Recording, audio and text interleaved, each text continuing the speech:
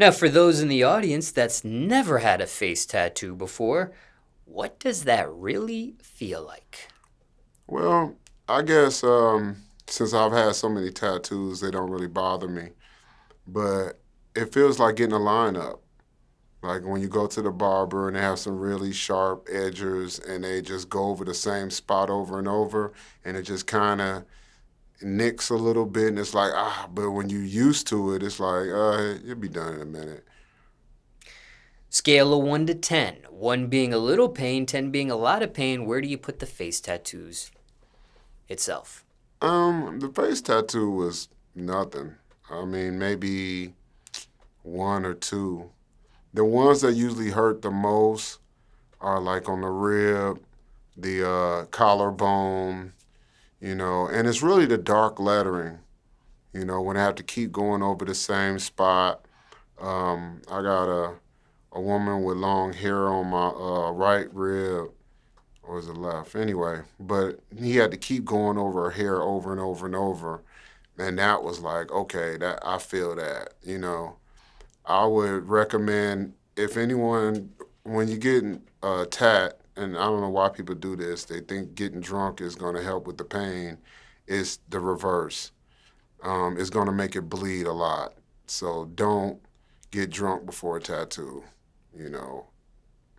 What about any other substances? I don't know. I haven't did any other stuff.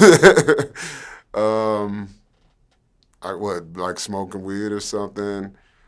I don't think it makes a difference. I mean, unless you, I think with weed, it can make you overthink things. So if you really like thinking, dwelling on the fact of a needle going into your arm, it gives you paranoia or makes you schizophrenic, it's probably not a good idea. Okay, so let's narrow this down just a little bit further. Out of all your tattoos, which one was the most painful? You mentioned two areas, but are you able to differentiate one a little bit more painful than the other? I would probably say when the girl's hair on my rib, because he had to keep going over the same area over and over. So I'll say that was probably the most. Scale of 1 to 10, 1 being a little pain, 10 being a lot of pain, where do you scale it? Um, Maybe a 5, because like I said, I've been getting them for so long, I'm used to it. Now, you already gave an analogy of what a face tattoo feels like. What about that rib area? Are you able to give an analogy for that? Yep, that was the 5.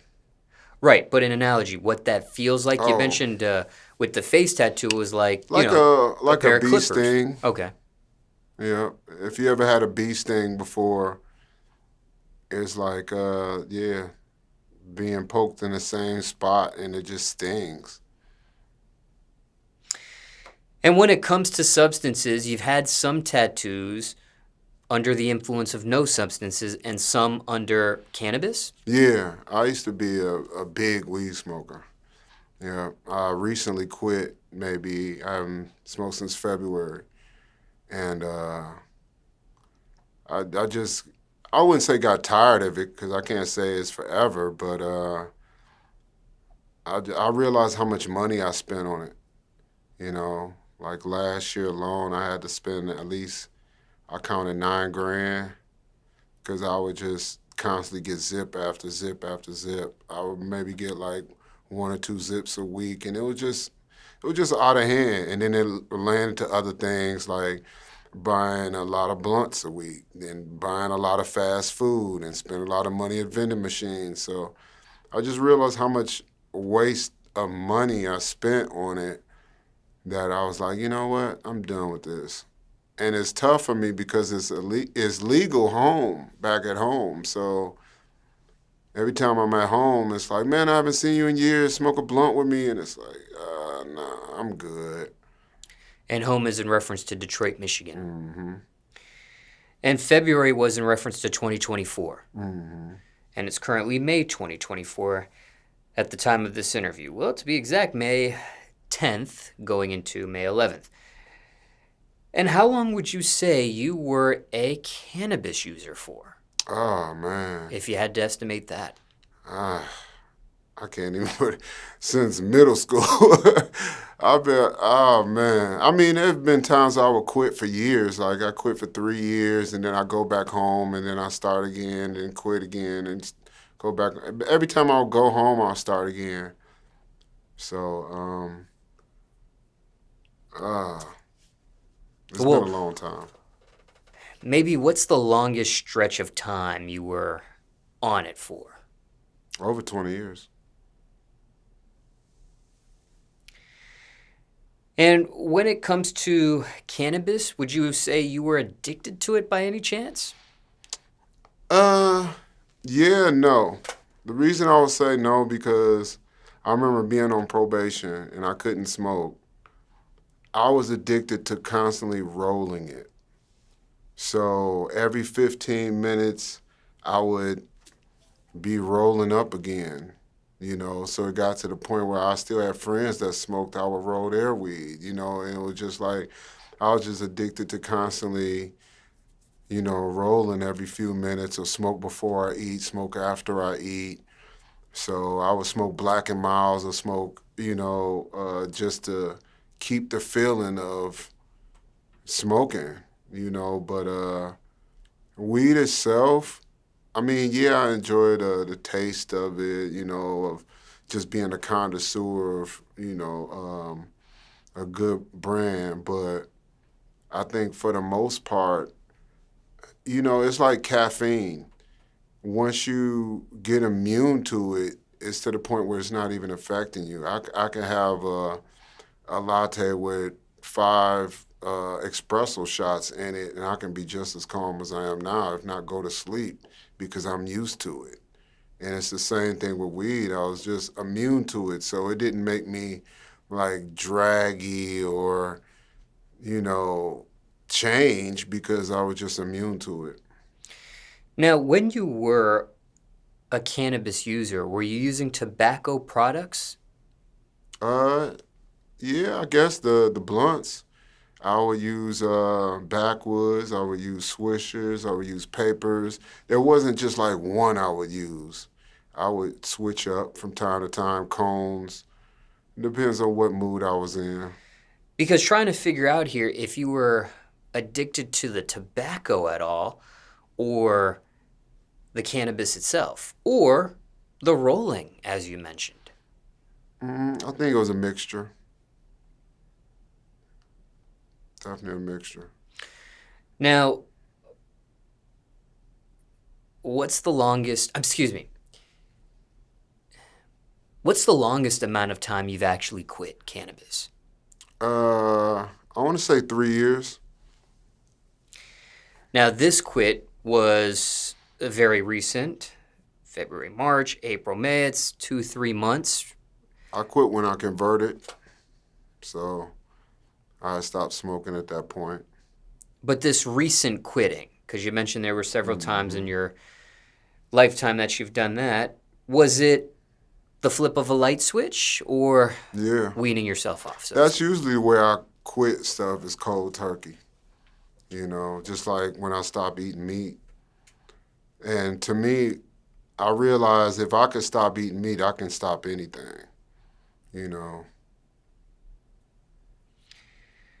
Okay, now sidestepping back to the conversation of face tattoos and wrapping that up. You mentioned there were times you would get a tattoo on your body, nothing in your system. Some instances where you were under the influence of cannabis. Any comparison when you would get a tattoo, one versus the other? No, because like I said, I'm so immune to it, both smoking weed and tattoos, that neither one really affected me. Didn't notice if you noticed, didn't know, excuse me, if you noticed that maybe under the influence of a substance like cannabis, it was less painful, more painful. It was the same. I think maybe we would. Uh, I'm a daydreamer. I'm definitely a dreamer. So it would take my mind off of it, and I would just kind of veer off and start thinking about something else. but I wouldn't say it made it easier or made it feel any better. I just wouldn't recommend drinking alcohol, when getting a tattoo. Because I remember, being young, that's the first thing comes to your mind. I want to be numb, so let me drink this liquor. And no, it's a bad idea. You're going to bleed out. And you've done that before. Yeah, I think my first tattoo, I was maybe 16. And what was that and where was that? It was the AKs on my arms. Yeah. And what about numbing cream? Uh, I don't think back then we thought about numbing cream. I think that's more of a thing now. But I've never done any numbing cream. Even with its availability? Nah. You've been offered? Nope. No. Any interest? No. I mean, for what?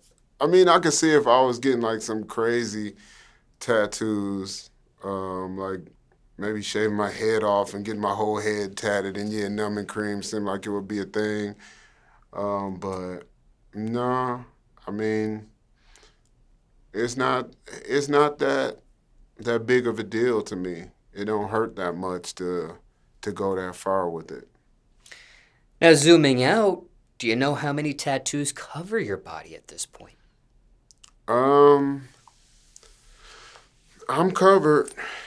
Only place I don't have them is probably this leg here and the inside of my left leg. So my right leg my left leg and the inside of my right leg is the only place I don't have tattoos. Was there a time when you did count or keep a count of your tattoos? I did. It was like maybe 250 at one point, and then I lost count after that. And speaking of count, because there is a debate on how tattoos are counted. With your opinion here, does a sleeve count as one giant tattoo or count as several? That's a good one. I think it depends on how you got it, because with a sleeve, you're not just getting the whole thing at one time. You know, um, like I got my guitar on my arm, and it started with just a guitar, but then it was more added to the background and everything else. So the guitar would just be one tat, and then everything else would be considered a separate tat. So I wouldn't say that's just one. And what about on face tattoos? Some get a face tattoo. Excuse me, let me back that up. Some get a tattoo maybe on their sideburns or their sideburn area or around their ear. Mm-hmm. Does that count as a face tat or not? Where do you stand on that I debate? think so. I mean, on the sideburn, because it's still your face, your jawline. Yeah. Now, the ear, I don't know if that would be a face tat or head tat or what. I don't know where you would consider that.